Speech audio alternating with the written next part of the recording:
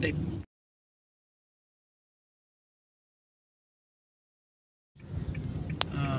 City Lipa.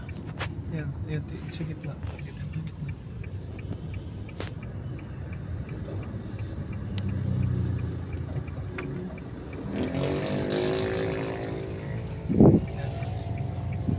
Welcome to the city of Lipa.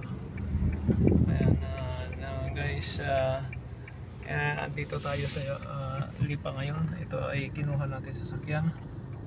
Galing ito ng Santo Tomas, Batangas. Sa problema nito, ayan nagbiblink yung D, nawala ng hatak, pipit sa 2, at saka sa 3 budyok, gapang. So itatakbo natin to, alalay lang pupunta sa aming shop. So dito ngayon magre-reset tayo kasi hindi na tumatakbo.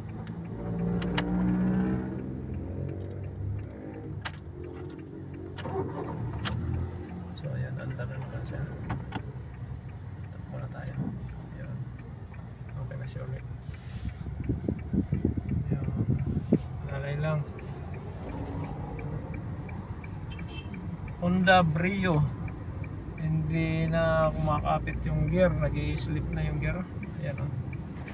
May ipit siya sa 2. At saka sa 3. Sa budyok, malakas.